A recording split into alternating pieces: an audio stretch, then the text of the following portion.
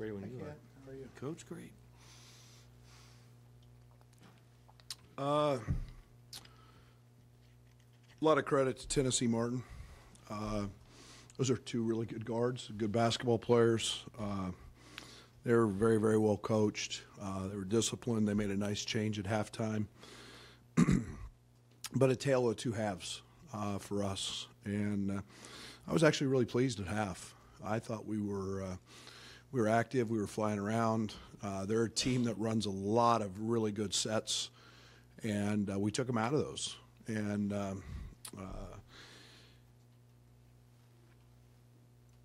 we didn't make shots until right at the end of the half, and then we built that lead, and I felt pretty good about what we were doing. We established LaRon early.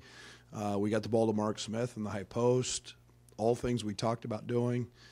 And really, other than our turnovers from our guards in the first half, I was pretty pleased. And I'll be very honest. I was concerned coming in. We have a lot of freshmen who have got to understand how to prepare for a game, and we're young, and they've never dealt with scouting reports before, and we felt pretty strongly that they would make some lineup changes after their game with Marshall. And we missed some assignments, and we've got to grow from that. And I'm used to players having a scouting report memorized and knowing every call and every matchup that they could possibly have. And tonight we got exploited. And then to their credit, they made shots and they kept fighting. And it's the same thing they did at Marshall the other night. And that's a good basketball team who's going to win a lot of games. Questions for Coach? Scott, here in the middle. You said Friday night that that game came easily, and you were interested to see what would happen maybe when it didn't. I guess what at the end of this one, what did you kind of take away about your team? Well, I think there's one. We hadn't played or spent a ton of time against a zone. And so I was pleased with that aspect of it. There are a lot of firsts, that being one. I've never had problems against any pressure, period. And yet I always look at presses as five guys trying to guard 94 feet, and we just attack and attack and attack, and we've always gotten teams completely out of pressure. Our passiveness bothered me late, and again, that's adversity. That's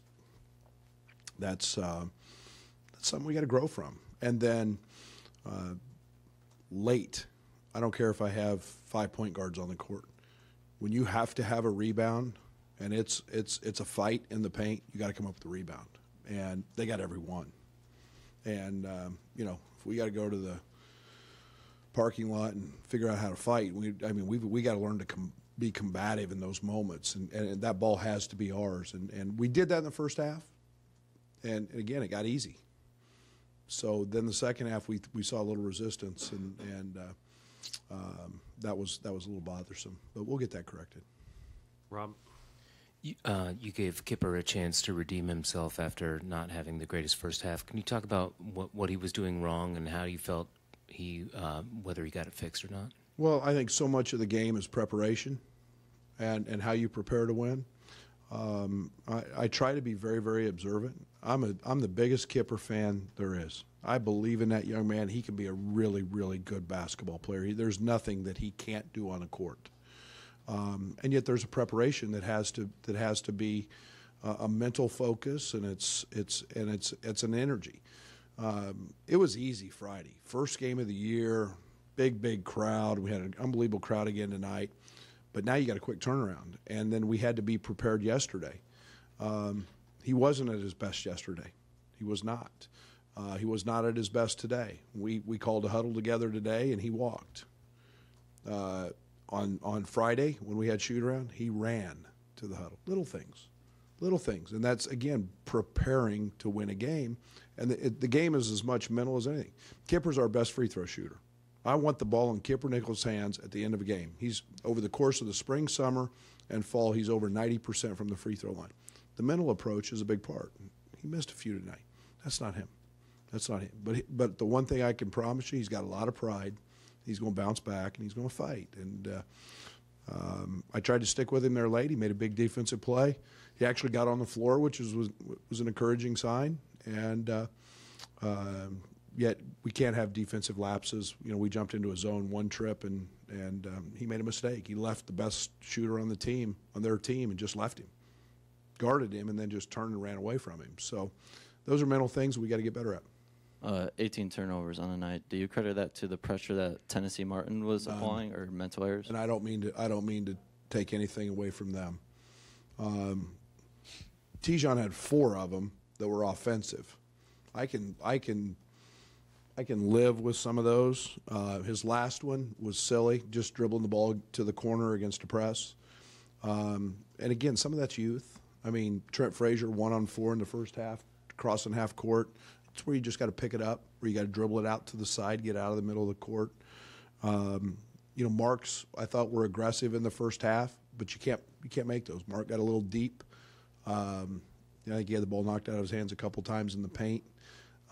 I can live with those because they're aggressive, but you know, again, that's a mental thing that I think we'll grow from as time moves forward here.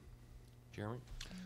Brad, after that EIU exhibition, you said your veterans need to step up. I know there's probably a few things you'd like to be better, but Laurent and Mike, what have they done for you through 2 games, and what have you liked about how they've led? Well, I'm not getting them the ball enough. I know that. I mean, all you got to do is look at their field goal percentages. I think we've established that both of those guys are very, very capable on the block.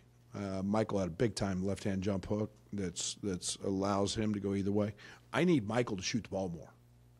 If I have a frustration with him, I need him to shoot the ball more. He's an elite level shooter. Laurent is a very, very hard guard in that 15, 17-foot area. We got the ball to the baseline early. We got him in the ball in the high post. He got it on the block. He's a load, and he's a good free throw shooter. So, you know, after the EIU deal, I mean, they've both been pretty aggressive. 23 points, 8 rebounds. I'll take that every single night if you tell me now that Laurent's going to do that. But we'll get Fink shooting the ball more. I can promise you that. Right here. As you look at your shooting, I mean, your guards haven't shot the ball maybe as well as you expected coming in. Is that just nerves rushing? I mean, what do you attribute that to mostly? Yeah, I think maybe getting in here a little bit, you know, will help us. I mean, we were, I think, in our Vanderbilt deal, we were 11 of 16, or I don't know. We've shot it well. I believe in our guys as shooter. Mark Allstork's a really good shooter. Ball's got great looks tonight. Ball didn't go in. I don't ever worry too much about shooting. I worry a little more about the offensive end and the execution. I thought all the shots were really good shots, and you know, AJ hit a big one in the corner and got fouled, and you know, we had a nice stretch there in the first half where the ball goes in. But you know, at some point you got to jump up, and they'll jump up and they'll go in, and we'll be world beaters against any zone when we do that. Back here in the right. Can you just talk a little bit about Aaron Jordan and what he's been able to provide off the bench in the first 2 games? Yeah, he's been incredible. I've got to probably get him more minutes, to be honest. And I'm so happy for AJ, because he's a guy that's put in so much time and so much work, and he's playing with so much confidence. You guys saw a little bit about the one rip drive where he drove it in the paint and got fouled. He wasn't doing that earlier, and to see him do that, add that dimension to his game, 5 rebounds from that small forward spot. Those are big numbers, and yeah, he's been tremendous, and as long as he continues to put that time in, I don't see anything happening with AJ except his stock rising. Jeremy? Brad, a follow-up to that. When you see a player like that, I mean, I haven't seen him do that. It seems like a confident player. I mean, how have you seen that grown, and where was he at when you first got here? Well, I think the one thing that I take a lot of pride in is helping guys get better. I think if you look in our past, I've had not just me, our staff, we invest a lot of time. Change is good for some people. Change has been good for AJ. His mental approach has been great. Maybe it's a new lease on life. But I love his competitive spirit. I love his work ethic, and no matter whether I play him or not, or whether I get on him or not in practice, every morning that guy's in the gym getting his reps up, and that's dedication. That's a maturity. I don't know if he had that before, but I love it, and I'm really fired up about his upside and what he can bring to our team.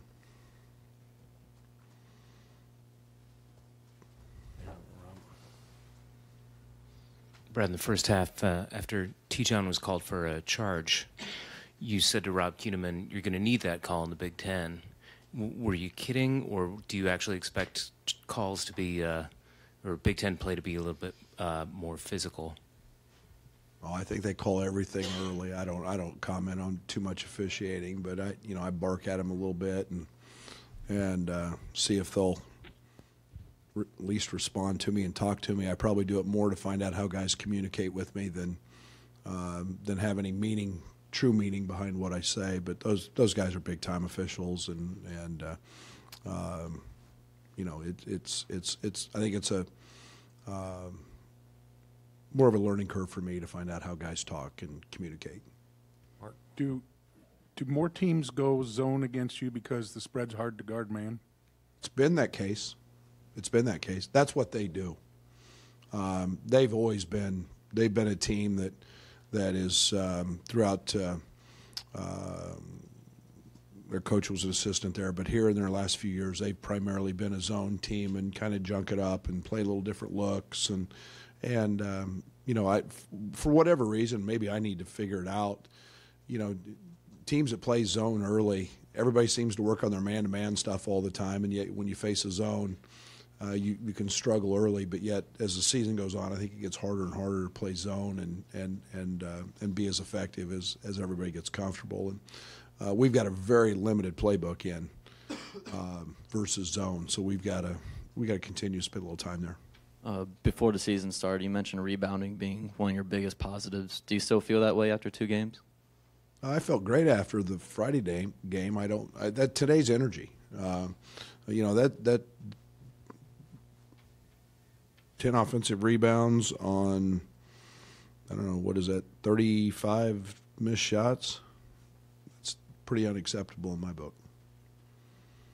Coach, you had the comment in the second half about Finke's man bun. So how much do you guys, I guess, do you enjoy not only calling him out for the game purposes, but using kind of that atmosphere in the crowd to get him in the game? I guess I did say that, didn't I? It was more to get his mind off of getting hit than anything else. And there's little mental things that you do along the way but he was fine, and just wanted him to know that I knew he was fine. Thank you. Thanks, Coach.